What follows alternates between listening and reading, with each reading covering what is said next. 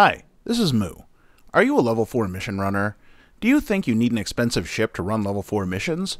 Are you saving up to get a faction battleship or marauder with blingy mods so you can maximize your ISK per hour?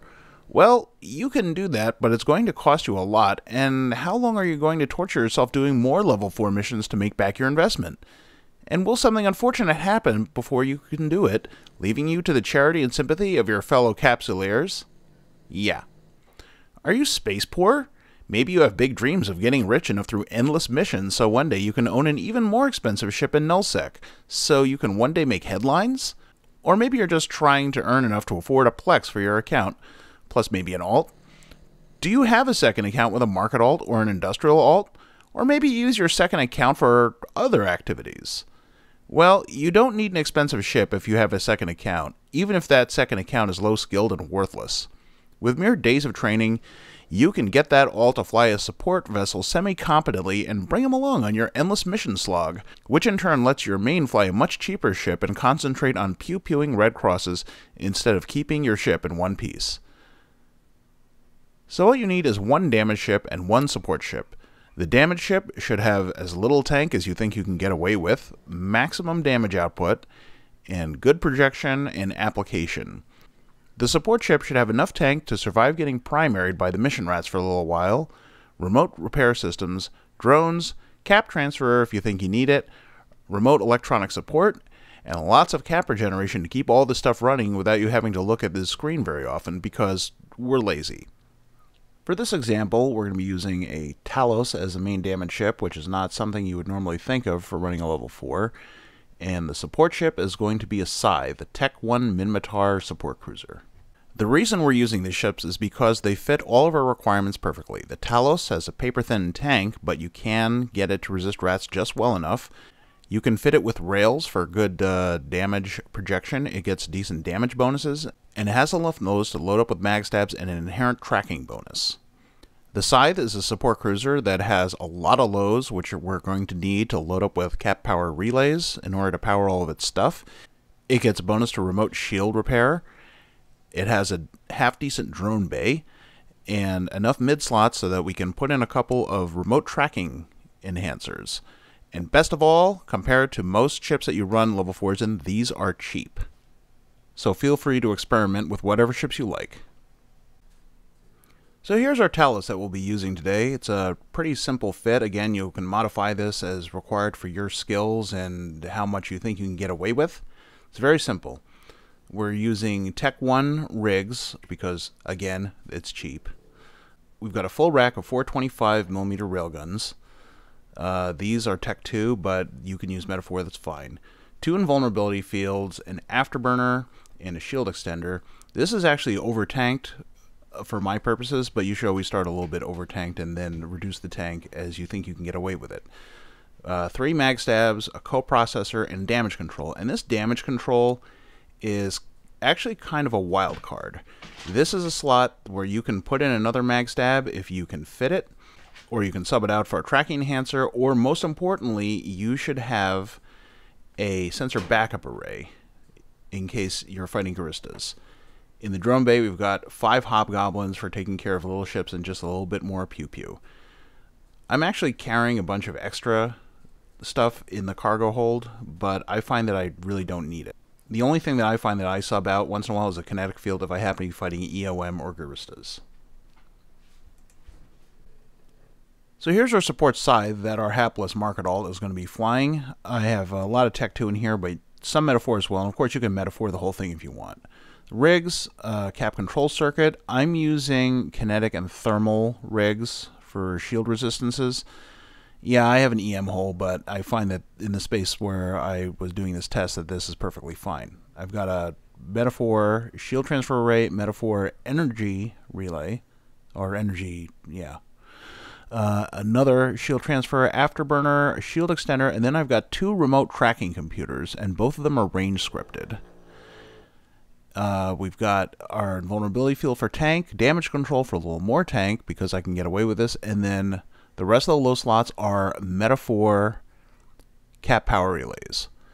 I've got 5 drones in the bay, 4 mediums, 1 light, and those will be used to assist. And the only things I really ever sub out on this are sometimes I'll swap out the invulnerability field for kinetic, and I will swap out the damage control for sensor backup array, both of which are good to have if you're fighting Guristas. And by the way, the combined cost for both of these ships is just a little north of 130 million. It's obviously going to be cheaper if you use cheaper modules, but that's still a whole lot less than I would normally pay even for one battleship. So how to use this combination? Well, before you even head out, launch both the ships out in a fleet and turn on all your remote tracking computers, and then find out what the optimal range of your guns are. So with this Talos and my skills loaded with antimatter, really cheap antimatter because, come on, it's a level 4 mission, my optimal range is about 45 kilometers. So I'm going to set my keep at range button for 45 kilometers, and you do that by right-clicking keep at range and then entering the new value. When you warp in, the first thing that you're going to do with your main ship is burn away from any frigates that you see. Your support ship is going to turn on your afterburner, target your main ship, set it to orbit at 1 kilometer, turn on all your stuff like your remote shield repair, your remote cap transfer, and your tracking computers, and that's pretty much what you're going to do. You'll also launch your drones and set them to assist your main.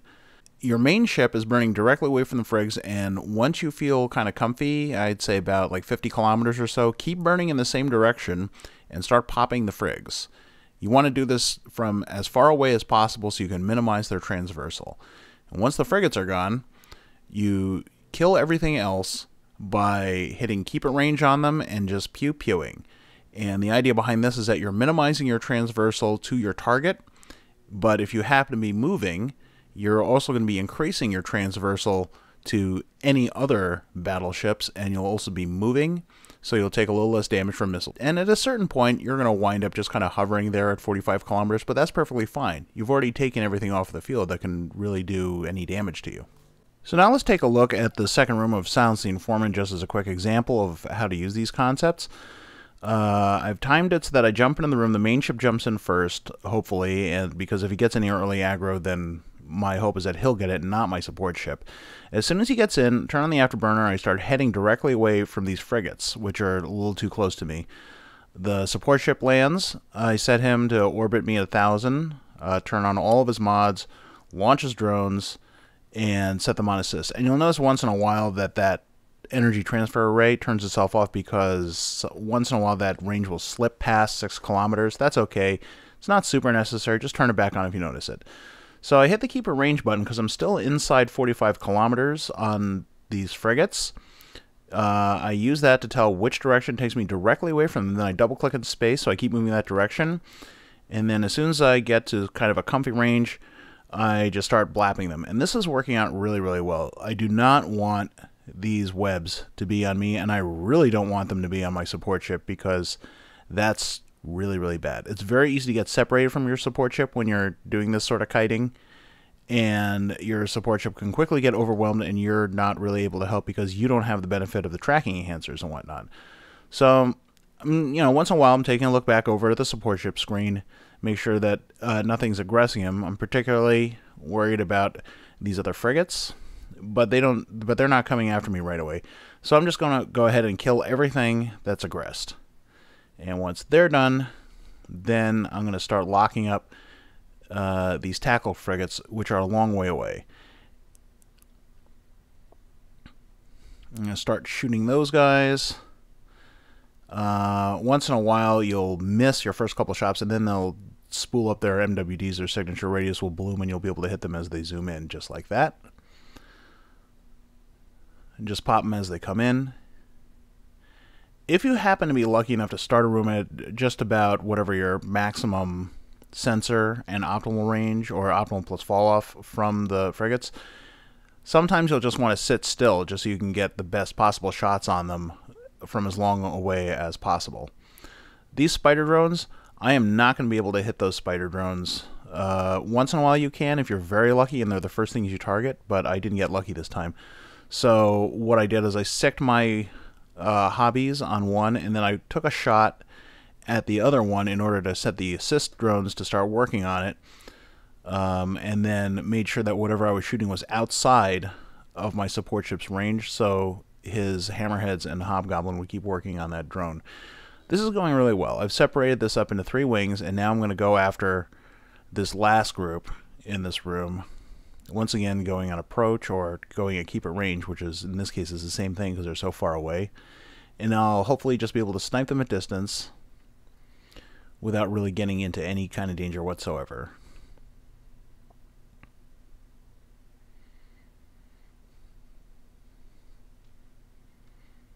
And here they go. They're locking, they're in range. Boom.